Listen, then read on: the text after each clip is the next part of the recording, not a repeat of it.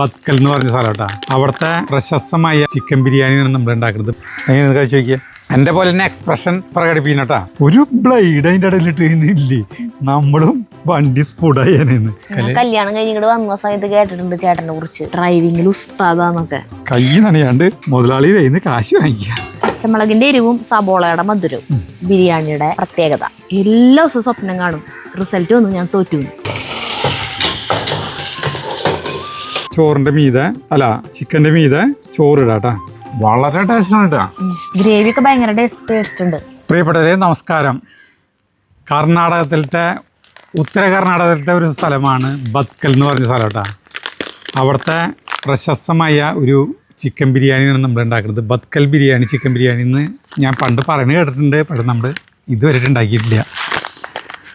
മുളക് പൊടിയും മല്ലിപ്പൊടിയും അങ്ങനത്തെ കുറേ സാധനങ്ങളൊന്നും ഇല്ലാണ്ട് വെറും പച്ചമുളകാണ് എരിവിന് മാത്രം ചേർത്തിട്ടുണ്ടാക്കണ ഒരു ബിരിയാണിയാണ്. ചിക്കൻ്റെ കഷ്ണങ്ങളാക്കി നമ്മൾ 1 കിലോ കോഴി എടുത്തിട്ടുണ്ട് കേട്ടോ. ആദ്യം ഇതൊന്ന് പരട്ടി വയ്ക്കണം.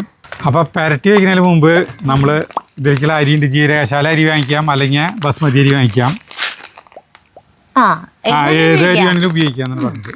വില കൂടിയ ഇന്ത്യ ഗേറ്റിനെ മറികടന്ന് വേറൊരു സാധനം ഹെറിറ്റേജ് എന്ന് പറഞ്ഞിട്ടുള്ള ബസ്മതി അരിയാണ് വാങ്ങിച്ചത്. ഇതിൻ്റെ വില ഭയങ്കര വില, 263 രൂപ, 252 രൂപയാണ് ഇന്ത്യ ഗേറ്റിൻ്റെ അരി. 1 കിലോ അരിക്കില്ല വിലയാണ് പറയണത്. അപ്പോൾ ആ അരിയാണ് നമ്മൾ ഉപയോഗിക്കുന്നത് കേട്ടോ. 2 കപ്പ് അരി എടുക്കുന്നുണ്ട്. അപ്പോൾ നമ്മളത് 2 കപ്പ് മതിയില്ലേ. 2 കപ്പിലേക്കാണ് 1 kilo chicken. അരിയുടെ കളർ വേറെ വ്യത്യാസമല്ലേ. എന്തിട്ടെങ്കിലും ആവട്ടെ, വില കൂടിയ അരിയാണ്. സ്വല്പം കൂടിട്ടെ, 3 കപ്പ് എടുക്കാം. 3 കപ്പ് അതിലുള്ള ചിക്കല്ലേ. അത് സാരില്ല, റൈസ് ഉണ്ടായിക്കോട്ടെ. എന്നാ സാധനങ്ങൾ കൂടെ 2.25 കപ്പ് എടുത്തിട്ടുണ്ട് കേട്ടോ. ഇത് കഴുകിയിട്ട് ഒരു 30 മിനിറ്റ് നേരം വെള്ളത്തിലിട്ട് വയ്ക്കാം. കഴുകിയിട്ട് വാ. ഞാൻ കഴുകിട്ട് തരാം. അയ്യോ, ഞാൻ കഴുകി നമുക്ക് പറ്റാ കഴുകി വെള്ളത്തിലിട്ട് വയ്ക്കുന്നത് കാണിച്ചു തരാം. അരി കഴുകി ഒരു 20 മിനിറ്റ് നേരം വെള്ളത്തിലിട്ട് വയ്ക്കാം കേട്ടോ. മാറ്റി വയ്ക്കാം. ഇനി നമുക്ക് കോഴിയും പിടിക്ക് കുറച്ച് സാധനങ്ങൾ പറ്റി വയ്ക്കാം. അപ്പോൾ നമ്മുടെ കോഴി എടുത്തു. അതിലേക്ക് ഒരു ടേബിൾ സ്പൂൺ ഇഞ്ചി വെളുത്തുള്ളി പേസ്റ്റ് കേട്ടോ. ടേബിൾ സ്പൂൺ ഉണ്ടാവും, കുറച്ചുകൂടി ഇട്ടിട്ടുണ്ട്. പിന്നെ മഞ്ഞൾപ്പൊടി, പിന്നെ ഉപ്പ് കേട്ടോ. ഇത് മറ്റേ ഉപ്പാണ് കേട്ടോ, പിങ്ക് സാൾട്ടാണ്. പിന്നെയുള്ളത് അധികം പുളിയില്ലാത്ത തൈരാണ് കേട്ടോ. അതൊരു 1/2 കപ്പോളം വേണം. നമ്മുടെ വീട്ടിലുള്ളത് പുളിയുള്ള തൈരാണ്. അപ്പോൾ അതുകൊണ്ട് നമ്മൾ വാങ്ങിച്ചു ഈ തൈര്. ഇനി മിക്സ് ചെയ്യാം. സരിത കൈ കൊണ്ട് മിക്സ് ചെയ്യും.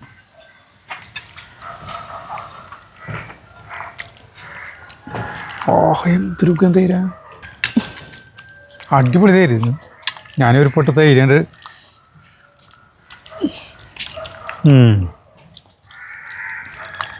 ചാർലിക്ക് ഒരു പൊട്ട് തൈര് തരാം. ഇടുക എങ്ങനെയാണ് കഴിച്ചു നോക്കിയേ. എൻ്റെ പോലെ തന്നെ എക്സ്പ്രഷൻ പ്രകടിപ്പിക്കണം കേട്ടോ. എങ്ങനെയുണ്ട് ഇങ്ങോട്ട് നോക്ക്. എക്സ്പ്രഷൻ ഇടാനൊന്നും എനിക്കറിയില്ല മുതലാളി. ഇങ്ങോട്ട് നോക്ക്, എങ്ങനെയുണ്ട് സാധനം. ഓ അടിപൊളി. അപ്പോൾ ഇമ്രാൻ അപ്പോൾ നോക്കിക്കാം. ഇമ്രാൻ ഒരു പൊട്ട് കൊടുത്തില്ലെങ്കിൽ കൊതി പറ്റില്ലേ. കൊടുത്തോക്ക്. ഇമ്രാൻ കഴിക്കണോ വേണ്ടേന്ന് ചാർലി തീരുമാനിക്കും. ഇമ്രാൻ ബ്ലോക്ക് ചെയ്തിട്ടേ. ഇമ്രാൻ എടുത്തോ, കഴിച്ചോ കഴിക്കും മിസ്റ്റർ. എന്നെ നോക്കണ്ട. ചാർലി അവിടെ നിന്ന് ഭീഷണിപ്പെടുത്തുന്നുണ്ട്. ചാർലി പോയില്ലോ. ചാർലി പോയി. വേണ്ടേ ഇമ്രൂന്. അതെ നക്കി പാവം. അതായത് പരട്ടി വെച്ചു കേട്ടാ. നമുക്ക് അടുത്ത പരിപാടിക്ക് പോവാം. അപ്പോൾ ആദ്യം തന്നെ നമ്മൾ അരി വേവിച്ച് വയ്ക്കാൻ പോകണം കേട്ടോ. അരി ഊറ്റിയെടുക്കുന്നത് ചെയ്യാം കേട്ടോ. ഇത് അപ്പോൾ നമ്മൾ വെള്ളം അടപ്പത്ത് വയ്ക്കുന്നത് തിളയ്ക്കണം. നമ്മുടെ ഈ വെള്ളത്തിലേക്ക് ഒരു 3 ഏലക്കായ, ഒരു 2-3 പീസ് കറുവപ്പട്ടര, ഇത് പിന്നെ 3 കരയാമ്പൂ, പിന്നെ ഉപ്പ് കേട്ടോ. പിന്നെ ഒരു സ്വല്പം ഓയിൽ കേട്ടോ. ഓയിൽ എന്ന് പറഞ്ഞാൽ സൺഫ്ലവർ ഓയിൽ കേട്ടോ. ഇനി തിളക്കട്ടെ. അതെ, ഈ ബത്കൽ എന്ന് പറഞ്ഞ സ്ഥലം നമ്മൾ പണ്ട് കേട്ടിട്ടുള്ളത് എങ്ങനെയാണെന്ന് അറിയോ. ഞങ്ങൾ ഗോവയ്ക്ക് ടൂർ പോകുമ്പോഴേ ആദ്യം ഒരു വട്ടം ടൂർ പോയി. അപ്പോൾ നമ്മുടെ അവിടുത്തെ ടീമുകളായിരുന്നു. നമ്മുടെ അവിടുത്തെ 2 വട്ടം. ജോൺസൺ, സജീവൻ നമ്മുടെ വീട്ടിലുള്ളവർ, പിന്നെ നമ്മുടെ ചുറ്റുവട്ടത്ത് ഞാൻ സ്വർണ്ണപ്പണി പിള്ളേരുകളൊക്കെ കൂടിയിട്ടാണ് ഒരു വട്ടം പോയത്. ജോൺസൺ ആണ് ഡ്രൈവർ. ടാറ്റ സുമ ഇറങ്ങിയ ടൈമിൽ രണ്ടാം വട്ടം പോയത് ഞാൻ, ജോയി, പിന്നെ ഈ കരുവനൂരത്തെ മേജോരെ ബന്ധുക്കളില്ലേ അവരെ ഗഡികൾ ഒരു ഡ്രൈവറുണ്ട്. അവിടെ ആദ്യമായിട്ട് ടാറ്റ സുമ വാങ്ങിച്ചിട്ട് ഡ്രൈവർക്ക് വിട്ടുകൊടുത്താണ്. അത് അവിടെ ഒരു ടാറ്റ സുമ അത് രണ്ടാം വട്ടം പോയത്. ആ ടാറ്റ സുമകൾ ഇറങ്ങിയ ടൈമിലാണ്, ആ സമയത്താണ് ഈ സാധനം കൊണ്ട് പോണത്. ഈ വണ്ടി കൊണ്ട് പോണത് ടാറ്റ സുമി കൊണ്ട് പോണത് അവിടേക്ക്, ഗോവയിലേക്ക്. അപ്പൊ എന്തിനാ ആ ഡ്രൈവർക്ക് വടിയും പരിചയമില്ല. ഒരു വണ്ണം കുറഞ്ഞൊരു പാവട്ടാ, ഒരു പെൻസിൽ മാർക്ക് പോലെ ഒരാള്. ഇതേത് കഥയാ പറഞ്ഞ? ആദ്യത്തെ കഥ രണ്ടാമത്തെ കഥ എന്ന് പറയുന്നത് ആദ്യത്തെ ജോൺസൺ കൊണ്ടുപോയത്. ആൾക്ക് പിന്നെ ഡ്രൈവിംഗ് നല്ല എക്സ്പെർട്ട് ആയിരുന്നു. ആള് ഈ സിനിമാടി ലിസിയിലൊക്കെ ഡ്രൈവറായിരുന്നു. സിനിമാടി ലിസിയില് പ്രിയദർശന്റെ ഭാര്യ, അവരെ ഡ്രൈവറായിരുന്നു ജോൺസൺ. എന്നിട്ട് പിന്നെ ഇവിടേക്ക് സുരേഷിന്റെ അവിടേക്ക് ടാറ്റ സുമോ വാങ്ങിച്ചപ്പോ ഇങ്ങോട്ട് വന്നതെന്ന് പറഞ്ഞു, എറണാകുളത്തായിരുന്നു. എന്നിട്ടേ അല്ല ഇത് തമാശയൊന്നുമില്ല. അപ്പോൾ ഈ ഫസ്റ്റ് തവണ പോകുമ്പോൾ ഞങ്ങളൊക്കെ പാട്ട് പാടി ഞങ്ങൾ ഇതൊക്കെ ആയിട്ട്, പിന്നെ രണ്ടാമത് പോകുമ്പോൾ എനിക്ക് അത്ര പരിചയമുള്ള ആളുകളല്ല, ജോയി മാത്രമാണ് എനിക്ക് പരിചയമുള്ളത്. പിന്നെ മറ്റുള്ളവരുണ്ട്, അവർ ഇവിടുന്ന് കുറേ 10-20 കിലോമീറ്റർ അകലെയുള്ള പിള്ളേരുകളാണ്. അവരപ്പം പോരിനോ ചോദിച്ചു ഞങ്ങൾ പോവാന്ന് പറഞ്ഞ് അങ്ങനെ പോണത്. അത്ര അപ്പോൾ ഒരു രസം, ഓണത്തിന്റെ ടൈമിലാണ് പോണത്. അപ്പോൾ ഈ ഡ്രൈവർക്ക്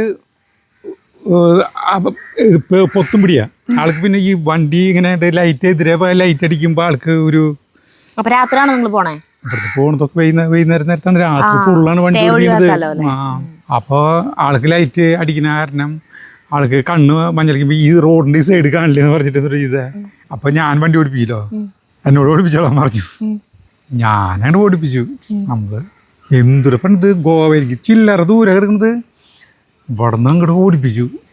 നമ്മള് വാങ്ങിയിട്ടില്ലേ? അപ്പൊ നമ്മള് വാങ്ങിക്കില്ലേ. എന്നിട്ട് വണ്ടി ഇങ്ങനെ ഓടിപ്പിച്ചപ്പോ ലൈസൻസ് ഉണ്ട്. അപ്പൊ ലൈസൻസ് ഉണ്ട്. ഡ്രൈവർ ഈ സൈഡിലായിരിക്കുന്നത്, മറ്റേ ഒറിജിനൽ ഡ്രൈവർ ഈ സൈഡിൽ. ബാക്കി പിള്ളേരുകളൊക്കെ 8 പേര് എല്ലാവരും ഇവിടെ നിന്ന് തന്നെ പോകുമ്പോഴാണ് ചെറുതായി പിക്കപ്പ് ആയിട്ടാണ്, സ്മോളും കാര്യങ്ങളൊക്കെ ഇരുന്നുണ്ട്. നമ്മൾ മാത്രം കുടിക്കില്ല. അങ്ങനെ പോകുമ്പോൾ ഡ്രൈവറാണെങ്കിൽ എൻ്റെ ഡ്രൈവിങ് സസൂക്ഷ്മം ഇരിക്കുന്നത്. അപ്പോൾ ഞാൻ ഇങ്ങോട്ട് ഓടിപ്പിച്ച് പോകുമ്പോൾ ഓരോ വണ്ടികൾ, അന്നത്തെ പോലെ വണ്ടികളൊന്നുമില്ല, എന്നാലും വണ്ടികൾ ഇങ്ങനെ തൊട്ടടുത്തോട്ട് ഇങ്ങോട്ട് പോവും. തൊട്ടടുത്തോട്ട് പോകുമ്പോൾ അപ്പം ഞാൻ ശരിക്കും കടന്നില്ല. അപ്പോൾ ഈ ഡ്രൈവർ പറയേ ഒരു ബ്ലേഡ് അതിൻ്റെ ഇടയിലിട്ട് കഴിഞ്ഞില്ലേ, നമ്മളും വണ്ടി സ്പുടായെന്ന്. അത്രയ്ക്ക് കണ്ണിങ്ങിലാണ് ആ വണ്ടി ഇതായിട്ട് ഇങ്ങനെയായിട്ട് പോണത്. ആളെൻ്റെ ഡ്രൈവിങ് വളരെ സസൂക്ഷ്മത നിരീക്ഷിച്ചിരിക്കുക. പിന്നെ ഞാനാണെങ്കിൽ എന്താ ചെയ്യാൻ വെച്ചിട്ടുണ്ടെങ്കിൽ, എതിരെ വരുന്ന വണ്ടിയാണെങ്കിൽ ഭയങ്കര ബ്രൈറ്റ് ഇട്ടിട്ട് വരാം. മംഗലാപുരമൊക്കെ കടന്നു കഴിഞ്ഞിട്ട് ഇങ്ങനെ ലോങ് യാത്രയില്ലേ, ലോങ് റോഡാണ്, ഇങ്ങനെ കണ്ണത്താ ദൂരത്തോളം നീളത്തിനുള്ള റോഡുകൾ എടുക്കുക. അപ്പോൾ ഞാനാണെങ്കിൽ ആ വണ്ടികൾക്ക് ഞാൻ ഇങ്ങനെ അങ്ങോട്ട് ഡിമ്മിട്ട് കൊടുക്കും തുടക്കം. ഒരാളും ഡിമ്മിട്ട് തരില്ലേ. വലിയ ലോറികളല്ലേ, വലിയ നാഷണൽ പെർമിറ്റ് ലോറികളാണ് എതിരെ വരുന്നത് മുഴുവൻ. അപ്പോൾ അവർ ഡിമ്മിട്ട് തരില്ലേ. അപ്പോൾ ഞാൻ ഇങ്ങനെയുണ്ട്, ഞാൻ ആദ്യം ഡിമ്മിട്ട് കൊടുക്കും. അപ്പോൾ അവർ അടുത്തെത്തുന്ന കുറച്ച് ദൂരം മുമ്പ് അവർ വിചാരിക്കും നല്ല മാന്യനായിട്ടുള്ള ആളാണെന്ന് വിചാരിക്കും. പക്ഷേ ഞാൻ അവരുടെ ഏകദേശം നമുക്കൊരു 100 മീറ്റർ അകലെത്തി കഴിഞ്ഞിട്ടുണ്ടെങ്കിൽ ഞാൻ പെട്ടെന്ന് ബ്രൈറ്റ് ഇടും. ആ വഴിക്ക് അവരെ വണ്ടി ഇത്തിരി സ്ലോ ആവും, ചാതി മൂത്തിക്ക് അടിയായിട്ട് കൊടുക്കും. പിന്നെ ഞാൻ കടന്നു പോകും. അങ്ങനെയാണ്. അപ്പോൾ ആളെൻ്റെ ഡ്രൈവിങ് സാഹുതം വീക്ഷിച്ചിരിക്കുകയായിരുന്നു ഞാൻ. അല്ല അങ്ങനെ പോയി എന്ന് ഭയങ്കര ബന്ധം അല്ല. എന്നിട്ട് ബഡ്കൽ എന്ന് പറഞ്ഞ സ്ഥലത്ത് എത്തിയപ്പോഴേ ഇവർക്ക് കുളിക്കണം എന്ന് പറഞ്ഞു. അവിടെ ഒരു പുഴയുണ്ട്, അത് അവർക്ക് കുളിക്കണം എന്ന് പറഞ്ഞു. അതന്നെ അവിടെ പോയി കുളിച്ചിട്ടുണ്ടെങ്കിൽ കുളിച്ചത്തന്നെ. എന്നിട്ട് കുളിക്കാൻ പോയില്ലേ? ഞാൻ ഇവർക്ക് പുഴ ഏതെങ്കിലും കർണാടകത്തിൽ ഇങ്ങനെ പോകുമ്പോൾ ഇങ്ങനെ നിറയേറെ പുഴകൾ കാണാം. ഇങ്ങനെ ക്രോസ് ആയിട്ട് പുഴകൾ ഇങ്ങനെ വരും. ആ ഷിരൂര് ഇതൊക്കെ മറ്റേ നാള് മരിച്ചു തന്നിട്ട് മണ്ണിടിച്ചില് മരിച്ചിട്ട് അതൊക്കെ കഴിഞ്ഞിട്ട് കുറേ ദൂരം ഈ മറ്റേ മുരുദേശ്വരില്ലേ, അവിടെ എത്തുന്നതിന് മുമ്പാണ് ഈ ബഡ്കൽ എന്ന് പറഞ്ഞ സ്ഥലം. കാർവാറൊക്കെ എത്തുന്നതിന് മുമ്പാണെന്നുണ്ട് ബഡ്കൽ എന്ന് പറഞ്ഞ സ്ഥലം. അപ്പം ഞാൻ അന്ന് കേട്ടിട്ടുണ്ട് ബഡ്കൽ, അവിടെ ഒരു പുഴയുണ്ട്, നമുക്ക് അവിടെ കുളിക്കാന്ന് പറഞ്ഞു. അങ്ങനെ ഈ പാതിരാത്രി നേരത്തായിട്ടാണ് അവിടെ നേരം വെളുക്ക ഒരു ഇരുട്ടത്തെ സമയത്താണ് അവിടേക്ക് എത്തുന്നത്. അപ്പം ഞാൻ അവിടെ ഒരു പുഴ, വലിയ പുഴ, അവിടെ വണ്ടി നിർത്തി പറഞ്ഞു ഇവിടെ പോയി കുളിച്ചോളാം പറഞ്ഞു. അപ്പോൾ അവര് ഇറങ്ങി കഴിഞ്ഞൊക്കെ ചത്തുപോയില്ലേ. അല്ല എല്ലാവരും എന്നെ ചീത്ത പറഞ്ഞു വന്നേ. മര്യാദക്ക് നല്ല മനോഹരമായി ചെറിയ ചെറിയ ചാലരുവികൾ ഉണ്ടായിരുന്നു. അവിടെ കുളിച്ചു പോയിട്ട് അവിടെ നിർത്താണ്ട് ഞാൻ നേരെ അവിടെ കൊണ്ടുപോയിട്ട് അത് ചെയ്തിരുന്നു. അല്ല യാത്രയെ നേരെ ഞാൻ ആ വണ്ടി നിർത്താണ്ട് ഗോവ വരെ ഓടിപ്പിച്ചു എന്നാണ് പറയുന്നത്. മനസ്സിലായ? അവിടെ വരെ നിർത്താണ്ട് ഗോവ വരെ ഓടിപ്പിച്ചു. കാർവാർ ബട്കല്. കല്യാണം കഴിഞ്ഞ് ഇങ്ങോട്ട് വന്ന സമയത്ത് കേട്ടിട്ടുണ്ട് ചേട്ടനെ കുറിച്ച്. എന്നിട്ട് ഡ്രൈവിംഗിൽ ഉസ്താദാന്നൊക്കെ, ബെസ്റ്റ് ഡ്രൈവറാന്നൊക്കെ. നല്ല അതായത് എങ്ങനെയാണോ ഒരു കമ്പനി പറഞ്ഞിരിക്കുന്ന ആ വണ്ടി എങ്ങനെ ഓടിക്കണം, എങ്ങനെ ബ്രേക്ക് ചെയ്യണം, എങ്ങനെ ആക്സിലേറ്റർ കൊടുക്കണം, എങ്ങനെ അങ്ങനെ ഓരോ കാര്യങ്ങളുണ്ടല്ലോ, ആ കറക്റ്റ് അതുപോലെ ഓടിക്കുള്ളൂ. അതുപോലെ വണ്ടിയിൽ ഇരിക്കുന്ന യാത്രക്കാർക്ക് ഒരു തരത്തിലും ഒരു പ്രശ്നവും തോന്നില്ല. പറഞ്ഞാൽ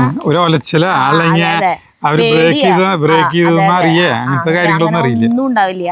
ഒരു പേടി, ചിലവർ ഓടിക്കുമ്പോ നമുക്ക് പേടിയല്ലേ, ദൈവമേ അവിടെ എത്താവോ, എത്തിങ്ങ പറയാ എത്തിന്ന്, അങ്ങനെയൊക്കെ അല്ലേ. നമ്മുടെ അളിയൻ ഓടിക്കണ വണ്ടിയിൽ നമുക്ക് ഇരിക്കാനേ പറ്റില്ല, പേടിച്ചിങ്ങനെ വെറും കലിച്ചിട്ട് നമ്മൾ ഇരിക്കുക അങ്ങനെ. അപ്പോൾ ചേട്ടൻ അങ്ങനെയല്ല, അങ്ങനെയൊക്കെ പറയട്ടെ, അങ്ങനെ എല്ലാവരും പറഞ്ഞിട്ടുണ്ട്. അതായത് ഞാൻ ഒരു ടൈമിൽ ഞാൻ ഈ നമുക്ക് ഡ്രൈവറിൻ്റെ നടന്നില്ലേ ഈ അത് കഴിഞ്ഞപ്പോൾ ടാറ്റ സുമോ വാങ്ങിച്ചപ്പോൾ ജോൺസൺ നമ്മുടെ ഡ്രൈവറായി മാറി. ജോൺസണായി കുറേ നാൾ ഈ വണ്ടി ഓടിപ്പിച്ച ടാറ്റ സുമോ. അത് കഴിഞ്ഞിട്ട് ജോൺസൺ ഇല്ലാത്ത സമയത്താണ് ഞാൻ ഈ ഓരോ സ്ഥലങ്ങളിലേക്ക് ആളുകളേക്ക് കൊണ്ടുപോവുക. ശബരിമലയ്ക്ക് 6 വട്ടം പോയിട്ടുണ്ട്.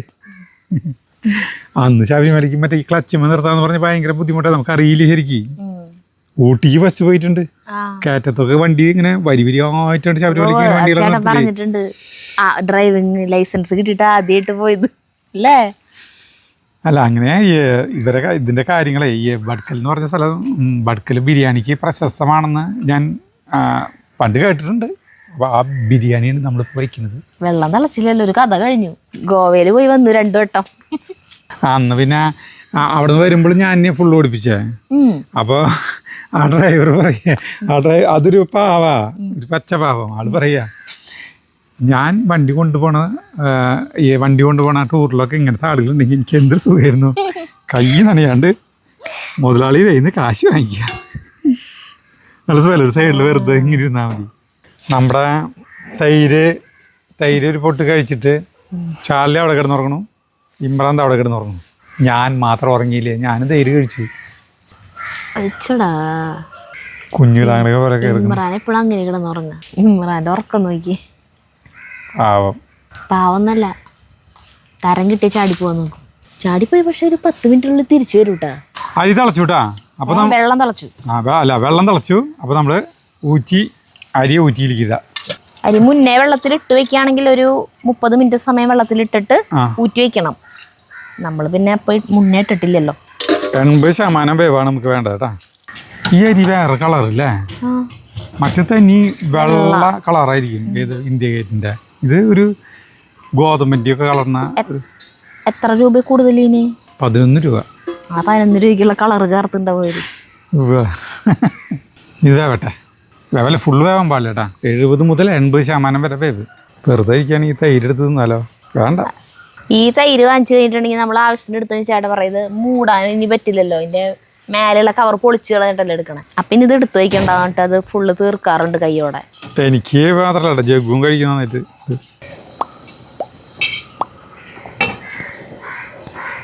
നമ്മുടെ ചോറിൽ ഒരു പറഞ്ഞ പോലെ ഒരു 80% വേവായിട്ട്. അപ്പോൾ നമുക്കത് ഊറ്റാം.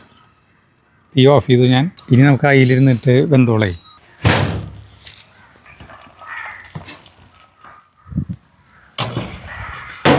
അപ്പോൾ അത് ഊറ്റുമ്പോൾ നമുക്ക് ചിക്കൻ റെഡിയാക്കാം കേട്ടോ. അപ്പോൾ നമ്മൾ നല്ല അടി കട്ടിയുള്ള ഒരു പാത്രം എടുത്ത് അടുപ്പത്ത് വയ്ക്കുന്നു. ഉഗ്രം ബിരിയാണി പാത്രം കേട്ടത് അല്ലേ? എത്ര കൊല്ലം മുമ്പ് നമ്മൾ കല്യാണിന്ന് വാങ്ങിച്ചിട്ടുള്ളത്. അപ്പോൾ ചാനൽ തുടങ്ങിയിട്ട് കുറച്ച് നാൾ കഴിഞ്ഞപ്പോൾ 2800 ചില്ലറയായിരുന്നു ഇതിൻ്റെ വില എന്നാണ് എൻ്റെ ഓർമ്മ. അന്ന് ഞങ്ങൾ ശരിക്കും നല്ല പാത്രങ്ങൾ വാങ്ങിക്കാൻ തുടങ്ങിയത് ചാനൽ തുടങ്ങിയതിന് ശേഷം. നമ്മൾ അല്ലേ എല്ലാവരും അങ്ങനെ വാങ്ങിക്കാല്ലോ, വീട്ടിലത്തെ ഏതെങ്കിലും പാത്രം മതി എന്ന് വിചാരിക്കും. നമ്മളുള്ള പാത്രങ്ങളൊക്കെ വെച്ച് അഡ്ജസ്റ്റ് ചെയ്ത് ആളുകൾ അങ്ങനെ തന്നെയാണ്. നമ്മുടെ പാത്രം ചൂടായി. അപ്പോൾ നമ്മൾ നെയ്യ് ഒരു 1.5 ടീസ്പൂൺ നെയ്യ്, പിന്നെ ഇതിൽ നെയ്യ് കുറവാണ് ചേർക്കുക, ഓയിലാണ് കൂടുതൽ. ഓയിൽ എന്ന് പറഞ്ഞാൽ സൺഫ്ലവർ ഓയിൽ കേട്ടോ, അതിനേക്കാളും കൂടുതൽ മതി. ഇത് ചൂടാകുമ്പോൾ 3 ഏലക്കായ, 2-3 കറുവപ്പട്ട കഷ്ണം, 3 കരയാമ്പൂ ഇട്ടുണ്ട് കേട്ടോ. അതൊന്ന് ചൂടായി കഴിഞ്ഞാൽ നമ്മൾ സബോളയാണ് കേട്ടോ. സബോള 5 സബോള എടുത്തിട്ടുണ്ട്. ഈ ചിക്കൻ ബിരിയാണിക്ക് ഒരു ചെറിയൊരു സബോള ഒരു മധുരം ഉണ്ടാവും എന്ന് പറയുന്നത് അല്ലേ? സബോള ചെറിയ സബോളകളാട്ടാ, വലുതായിരുന്നെങ്കിൽ കുറേ ഉണ്ടായേനെ. അതന്നെ, ചെറിയ സബോളകളായ സ്ഥിതിക്ക് ഒരു 2 കൂടി എടുക്കണ്ടായിരുന്നു അല്ലേ? നമുക്ക് ഇത്ര മതി. ഈ സാധനത്തില് മറ്റേ ഇതൊന്നും ഇല്ലല്ലോ, പച്ചമുളകിന്റെ എരിവ് മാത്രമാണ്, കുരുമുളക് പൊടി ഒന്നും ഇല്ലേ? പച്ചമുളകിന്റെ എരിവും സബോളയുടെ മധുരവും, അതാണ് ഈ ബിരിയാണിയുടെ പ്രത്യേകത എന്നാണ് പറയുന്നത്. ചോറ് ഒരു പൊട്ടുന്നു. ഇനി ഇത് വാർത്ത ബ്രൗൺ കളറാവണം. ചോറ് മൂടിയിരിക്കണം. ബ്രൗൺ കളറായാൽ അടുത്തൊന്നിട്ട് ചേർക്കാം ഇഞ്ചി വെളുത്തുള്ളി പേസ്റ്റ്. പച്ചമുളക് ഇഞ്ചി വെളുത്തുള്ളി പേസ്റ്റ് ഒക്കെ ചേർക്കും. കുറച്ച് സമയം പിടിക്കും. ഉപ്പിടണം. ഏതാവാൻ കുറച്ച് ഉപ്പ് ഇട്ടോ, കുറച്ച് ഉപ്പിടുന്നുണ്ട് കേട്ടോ. ഈ ഉപ്പിടുന്നത് അതിൽ പറഞ്ഞിട്ടില്ല കേട്ടാ. നമ്മളത് വാടാനായിട്ടേ, വേഗം വാടാനായിട്ട് ഇതിങ്ങനെയാവാനാണ് കുറച്ച് സമയം പിടിക്കുക കേട്ടോ. സാധാരണ ബിരിയാണി ആണെങ്കിൽ നമ്മൾ മറ്റേ ഇത് വറുത്ത് കോരി വയ്ക്കും. അണ്ടിപ്പരിപ്പ് അണ്ടിപ്പരിപ്പ് ഒന്നും തരുന്നില്ല അല്ലെങ്കിൽ ആർക്ക് നഷ്ടായി? എനിക്ക് ചിലവ് കുറവാണല്ലേ ബിരിയാണിക്ക് ഇപ്പോൾ. ചിലവ് എളുപ്പമാണ് അല്ലേ, വലിയ ബുദ്ധിമുട്ടില്ല. ഇനി കഴിക്കുമ്പോൾ എങ്ങനെയുണ്ടെന്ന് അറിയാം. അതെ, ഏറ്റവും എളുപ്പം മറ്റേ ബിരിയാണിയാണ്, മറ്റേ റാവുത്തർ ബിരിയാണി അല്ലേ? എന്തൊരു സുഖ. ചേട്ടന് ഈ സ്ഥലങ്ങളെയൊക്കെ കുറിച്ചിട്ടൊക്കെ ഭയങ്കര അറിവ് അല്ലേ, ദിക്കുകള് അങ്ങനെ, അതുകൊണ്ടാവോ ഈ ഡ്രൈവിങ്ങിനോടും ഇഷ്ടം വന്നത്? അതൊന്നും പറയാൻ പറ്റില്ല. ഇപ്പൊ ഡ്രൈവിങ്ങിനോട് ഇഷ്ടമൊന്നും. ഒരു പ്രായം കഴിഞ്ഞാൽ നമുക്കതൊക്കെ മതിയായി. വണ്ടികളോട് ഭയങ്കര ഇത്. അപ്പം അങ്ങനെയൊന്നുമില്ലേ, വണ്ടികളോട് വലിയ ഇതൊന്നുമില്ലേ. ഏത് സ്ഥലങ്ങളെ കുറിച്ച് പറഞ്ഞാലും ചേട്ടനത് അറിയാം. ആരെങ്കിലും ഇപ്പോൾ സബ്സ്ക്രൈബേഴ്സൊക്കെ വിളിക്കുമ്പോൾ വീട് എവിടെയാ ചോദിക്കുമ്പോൾ ഇന്ന സ്ഥലം എന്ന് പറയുമ്പോഴേക്കും ചേട്ടൻ ഇന്ന സ്ഥലത്ത് അവിടെ ഇന്ന സ്ഥലമാണോ അങ്ങനെ അങ്ങനെയൊക്കെ ചോദിക്കും. എനിക്ക് ഭയങ്കര അത്ഭുതം തോന്നുന്നത്. അത് കുറേ പേര് ചോദിക്കാനേ. എനിക്ക് സ്ഥലങ്ങളെ കുറിച്ചിട്ടുള്ള അറിവ് വട്ടപ്പൂജ്യാണ്, വട്ടപ്പൂജ്യം. എത്ര വട്ടം പോയിട്ടുള്ള സ്ഥലമായാലും എനിക്കറിയില്ല. എൻ്റെ വീട്ടിലേക്ക് അറിയോ?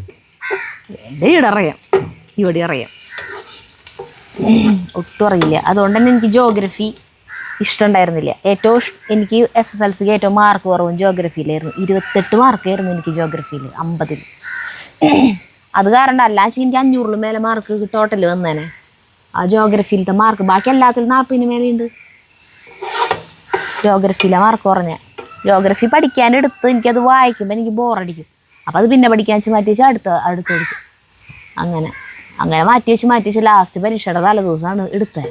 എനിക്ക് ടെൻഷനായി. കുറേ പഠിക്കാനുണ്ട്, ഒന്നും മനസ്സിലാവണില്ല. മാപ്പ് ഉണ്ടാക്കണമെങ്കിൽ മറ്റേ ഓരോ അതന്നെ അത് എന്തിട്ടാണെന്ന് എനിക്ക് അറിയണില്ല, ഒന്നും മനസ്സിലാവണില്ല. പിന്നെ കുറെ മറ്റേ തെക്ക് പടിഞ്ഞാറ് മൺസൂൺ, അത് എന്നിട്ട് കാറ്റിന്റെ ഗതികള്, കാറ്റിന്റെ ഓരോ പ്രവാഹം, അങ്ങനത്തെ ഒക്കെ അങ്ങനെ കുറെ സാധനങ്ങളൊക്കെ ഉണ്ട്. അതൊന്നും എനിക്ക് മനസ്സിലാക്കി വായിച്ചാൽ കിട്ടുമായിരിക്കും. അത് പിന്നെ സ്കൂളിൽ എടുക്കണത് ഒന്നും കാര്യമില്ല. സോഷ്യൽ എടുക്കാന്ന് പറഞ്ഞു കഴിഞ്ഞാൽ വലിയ നമുക്ക് ഒന്നും അങ്ങനെ പറഞ്ഞു തരൊന്നുമില്ലല്ലോ. കുട്ടികളെ കൊണ്ട് തന്നെ പാഠം വായിപ്പിക്കും, പാഠം കഴിഞ്ഞു, അത്ര അങ്ങനെ പോവും.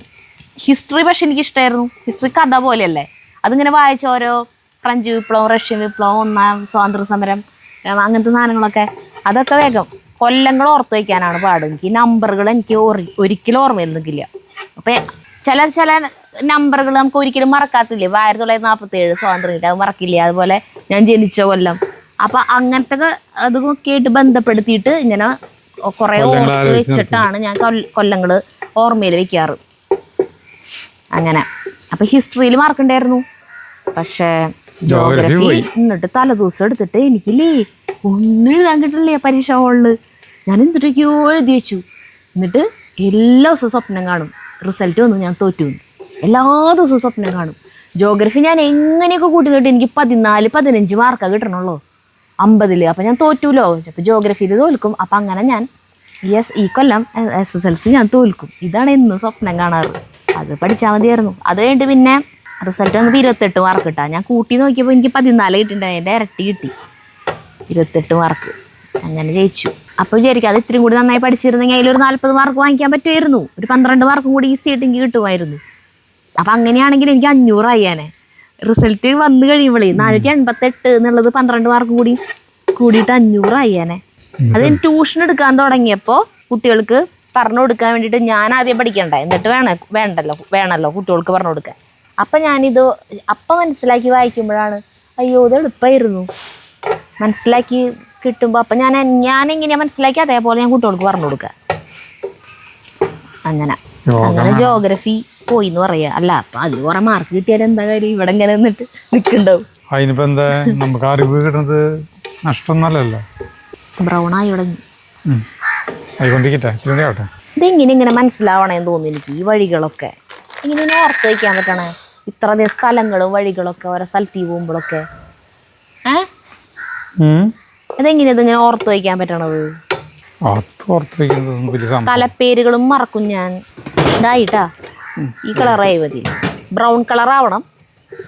ആയിണ്ട് ഇതിലേക്ക് ബ്രൗൺ കളർ ആകുമ്പോഴേക്ക് പച്ചമുളകാണ് കേട്ടാ നമ്മൾ പേസ്റ്റ്. അതൊരു 10-13 പച്ചമുളക് നമ്മൾ എടുത്തിട്ടുണ്ട് കേട്ടാ. കലക്കിക്കോ. പിന്നെ ഇഞ്ചി വെളുത്തുള്ളി പേസ്റ്റ് എടുക്കണ അത് മുഴുവട്ടുണ്ട്. ഉണ്ടായിരുന്നു. ഞാൻ അതിങ്ങനെ കുറച്ച് അടിച്ചു വെച്ചു എന്ന് മാത്രം. SSLC പരീക്ഷ തുടങ്ങണേലും മുന്നില്ലേ, സ്റ്റഡി ലീവിന്റെ സമയത്തൊക്കെ എന്നും സ്വപ്നം കാണുന്നില്ലെന്ന് അറിയോ, ഹോൾ ടിക്കറ്റ് ഇല്ലാണ്ട് പരീക്ഷയ്ക്ക് പോയി. അവിടെ ചെന്നപ്പോൾ ഹോൾ ടിക്കറ്റ് ഇല്ല, പരീക്ഷ എഴുതാൻ പറ്റിയില്ല. ഇതാണ് എന്നും സ്വപ്നം കണ്ടത്. എന്നും പേടിച്ച് ഇറക്കി. പരീക്ഷ കഴിഞ്ഞ പിന്നെ തോൽക്കണത്. അതാണ് സ്വപ്നം കാണാൻ. നമ്മുടെ ഇത് നല്ല പച്ചമണമൊക്കെ പോയിട്ട് അപ്പോൾ നമ്മൾ 2 വലിയ തക്കാളി ഇങ്ങനെ കുനുകുനുവിനെ അരിഞ്ഞത് ഇടുന്നു. 2 വലിയ തക്കാളി മതി. 3 തക്കാളി എടുത്താലും നല്ല വലിപ്പമുള്ളതല്ലേ? അല്ല 3 ഞാൻ അരിഞ്ഞത് 2 ഓർമ്മയില്ലേ. ഇനി ഇത് പേസ്റ്റ് പരുവാവണം, കുറച്ച് സമയം പിടിക്കും. വേണ്ട, അത് പേസ്റ്റ് പരുവായിട്ടാ ഉടഞ്ഞു. അപ്പോൾ കുറച്ച് മഞ്ഞൾപ്പൊടി ഇടാ, പിന്നെ 1 ടീസ്പൂൺ ഗരം മസാലപ്പൊടി ഇട്ടാ, പിന്നെ ഒരു സ്വല്പം ഉപ്പൂണി ചേർക്കുന്നുണ്ട് കേട്ടാ. ഇത് നല്ല പാകമായി. അപ്പം നമ്മുടെ പരട്ടി വെച്ചിട്ടുള്ള കോഴിയില്ലേ, ചിക്കൻ, അതിരിക്കും ചേർക്കുന്നു കേട്ടാ.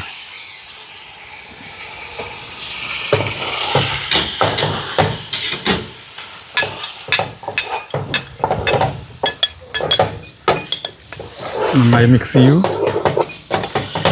വെള്ളം ഒന്നും ഒഴിക്കാൻ പാടില്ല. മിക്സ് ചെയ്തിട്ട് നമ്മൾ മൂടി വയ്ക്കാൻ പോകണം കേട്ടോ.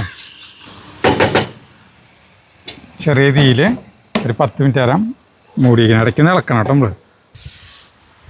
വേപ്പിൻ്റെ ഇല അരിഞ്ഞിടണോ? വേപ്പിൻ്റെ ഇല വേണ്ട. സർലാസിലേക്ക് അതൊന്നും വേണ്ട. പുതിന ഇല ഇട്ടോ, അല്ല മല്ലിയില ഇട്ടോ വേണമെങ്കിൽ. മല്ലിയില ഇടാം. നമുക്ക് ഇടയ്ക്കൊന്ന് ഇളക്കി വെക്കാം കേട്ടോ.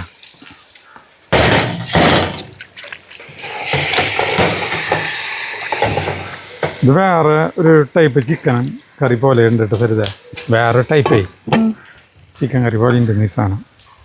നമ്മൾ ദമ്മിടുന്നുണ്ട്. ദമ്മിടാനായിട്ട് ദമ്മെന്ന് പറഞ്ഞു കഴിഞ്ഞാൽ മൈദ കൊണ്ട് ചുറ്റും ഒന്ന് ഒട്ടിച്ച് വയ്ക്കാം. അപ്പോൾ സ്വല്പം വെള്ളം കുറച്ച് വയ്ക്കാം. നിർബന്ധമുള്ളതല്ല, പക്ഷെ ഞാനങ്ങനെ ചെയ്യുന്നുണ്ട്. അയ്യോ വെള്ളം പോരാ, ചൂടുവെള്ളം വേണം. വേണ്ടല്ലേ? മതി മതി മതി മതി. അയ്യോ കൈ മുട്ടണത്. വെള്ളം കുറവാണോ? നന്നായി കുഴക്കണം. കുറച്ച് കഴിയുമ്പോൾ കൈ മുട്ടാത്ത പരുവാവും. ഒരു പൊട്ടുപൊടി മതി ചേർക്കണം. ഒരു പൊട്ടുപൊടി മതിട്ടെ. മതി മതി. കേട്ടോ മതി മതി മതി. അത് കുറച്ച് വയ്ക്കാം. ചെറിയ ഇറച്ചി ഇളക്ക് ഇളക്ക്.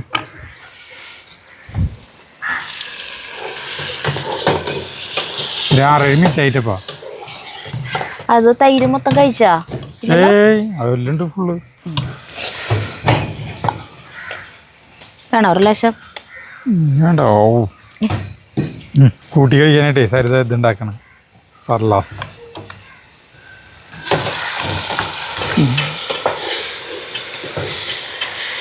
നല്ല മണം വന്നു തുടങ്ങിട്ടാ.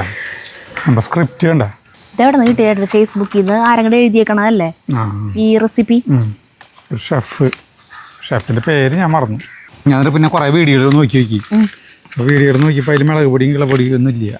ആ അപ്പം പിന്നെ കുഴപ്പമില്ല. ഷെഫിന് തെറ്റിയതാണോ? എനിക്കൊരു സംശയം. അല്ല, നമ്മൾ തുന്തുരു അവർ മറ്റേ തലപ്പാക്കാട്ടി ബിരിയാണി ഉണ്ടാക്കിയിട്ട് അങ്ങനെയല്ല ബിരിയാണി എന്ന് പറഞ്ഞിട്ട് ആളുകൾ പറഞ്ഞില്ലേ, നമ്മളത് നോക്കിയില്ലല്ലോ. ശരിക്കുള്ള തലപ്പാക്കട്ടി ബിരിയാണി അങ്ങനെയല്ലാന്നല്ലേ. ഞങ്ങളൊക്കെ ഇപ്പോൾ ഒരു 10 മിനിറ്റത്തോളം ആയിട്ടാ. അപ്പോൾ നമുക്ക് തീന്ന് കുറച്ചോ, ഇവിടെ തീ കൂടുതലാണ്. അപ്പോൾ നമുക്ക് നോക്കിയാൽ നിലക്കിക്കോ. കുറച്ച് പുതിനല, പിന്നെ കുറച്ച് മല്ലിയില. ഒരു കപ്പ് മല്ലിയില അല്ല, ഞാൻ ആവശ്യമുണ്ട് ഇത്. പിന്നെ ഒരു ടേബിൾ സ്പൂണിലധികം ചെറുനാരങ്ങ നീര്. ഞങ്ങൾക്ക് തീ കുറവാണല്ലോ. തീ കുറയ്ക്കാൻ പറഞ്ഞിട്ടല്ല കുറച്ച്. ഇത്തിരി കൂട്ടാം. ഇനി മൂടി വയ്ക്കണം ഒരു 5 മിനിറ്റ് നേരം കൂടി. സൂപ്പറായില്ലേ? ഇനി ഒരു 5 മിനിറ്റ് നേരം കൂടി മൂടി വയ്ക്കണം കേട്ടോ. അടിപൊളി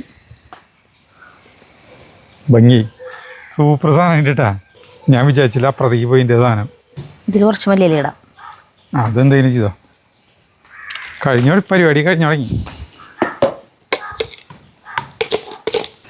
ഇപ്പോൾ ഒരു 5-6 മിനിറ്റ് നേരം കൂടി ആയിട്ടാ.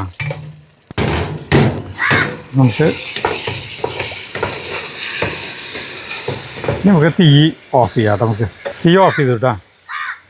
ഇനി നമുക്ക് ഇതിൻ്റെ മുകളിലേക്ക് ചോറ് ഇടാം കേട്ടോ. ദമ്മ് ചെയ്യാം. അപ്പോൾ നമുക്കൊന്ന് മാറ്റി വയ്ക്കില്ലേ.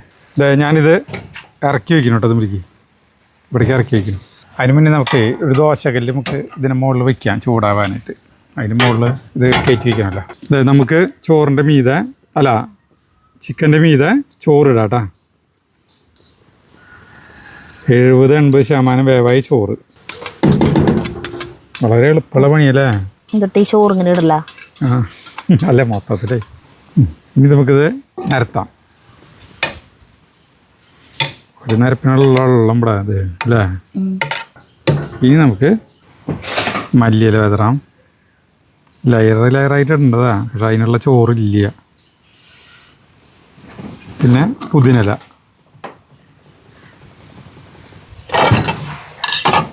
ഇനി നമുക്ക് ഇത്തിരി നെയ്യ്. ഇത് കട്ട നെയ്യാണ് കേട്ടോ. എൻ്റെ അവിടുത്തെ നെയ്യാണിത്. ഇല്ല, അത് അതിൽ കിടന്ന് ഉരുക്കിയോളും. ഇപ്പോൾ ഉരുക്കും. ഇത് ചൂടിലേക്ക് വരല്ല. മതിയില്ല നെയ്യ്. കഴിഞ്ഞ പരിപാടി. നമ്മൾ അടച്ചു വയ്ക്കണോ.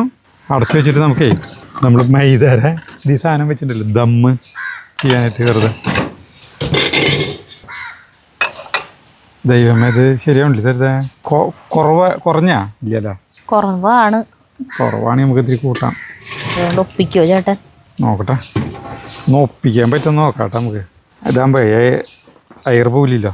ഇത് ചെയ്യണ ഈ അടപ്പി ഇതിൽ അധികം പോകുന്നില്ല. എന്നാലും ഒരു തൊണ്ട് വെള്ളം തന്നു തരുതേ. ഒരു പാത്രത്തിൽ വെള്ളം കൈ അങ്ങനെയല്ല, ഒരു ഇതിൽ വെള്ളം കൈ മുക്കിയിട്ട് നാക്കിനെ വേഗം. നല്ല ഭംഗിയുണ്ട് പാത്രം കാണാൻ. ഒരു പൊട്ട് വെള്ളം ചേർന്ന മതി. കണ്ട വെള്ളം വെച്ച് കഴിഞ്ഞിട്ടുണ്ടെങ്കിൽ അടിപൊളി. കണ്ട പപ്പായില്ലേ. ഇതേ ഈ മുകളിലൊരു ഹോളുണ്ട്, അതൊന്ന് അടയ്ക്കാം. മതി. നമുക്ക് കയറ്റി വയ്ക്കും. ദോശക്കല്ലും നമ്മൾ കയറ്റി വയ്ക്കുന്നു. ഒരു 20 മിനിറ്റ് ആരട്ടാ, ചെറിയ ചൂടിൽ.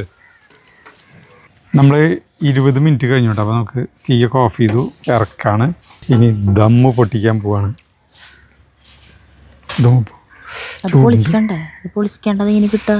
ചൂടുണ്ടത് കിട്ടും. ഇത് ഒട്ടിച്ചിങ്ങനെ വെച്ചിട്ട് അത് തുറക്കാൻ നോക്കണം ചേട്ടൻ. എന്ത് വിഡ്ഢിയാണ്. മറ്റേ അതെ. പൊങ്ങണം ചേട്ടാ, പൊക്കണം. ഇങ്ങനെയാണ് നമ്മുടെ സാധനം. മണം വരുന്നുണ്ടല്ലേ. തുറന്നപ്പോ മണം വന്നില്ലേ? അല്ല, ഞാൻ ഒന്നുകൂടി അടുപ്പിച്ചെന്ന് മണപ്പിച്ചതല്ലേ. നമുക്ക് എടുക്കാൻ പോകണം കേട്ടാ. എടുക്കട്ടാ. എടുത്തോ. മിക്സ് ചെയ്യുന്നത് വേണ്ടല്ലേ.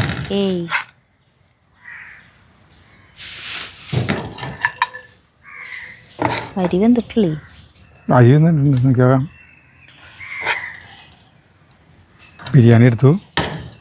നോക്കിയിട്ടാ.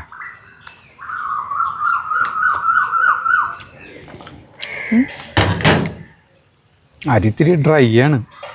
കുഴപ്പമില്ല. സർലാസിൽ കേട്ടാ. വാ, അങ്ങോട്ട് പോവാം.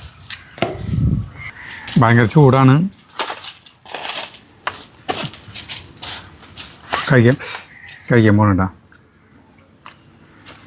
അരി ഇത്തിരി കൂടി വേണം. അപ്പം നമ്മൾ വേണമെങ്കിൽ 80% ആയി ഉണ്ടാവില്ല അല്ലേ? 80 അല്ല 90 വേണം. 90% അതിന് ശേഷം ഇടാൻ പാടുണ്ടായിരുന്നുള്ളൂ. അരിക്ക് ചെറിയ മുറുക്കുണ്ട്. അത് അരിക്ക് എടുക്കുന്ന കാണുമ്പോൾ തന്നെ അറിയാം. ഇത് നിൽക്ക് ചാറൊക്കെ എടുക്ക്. ഞാൻ എടുത്തു.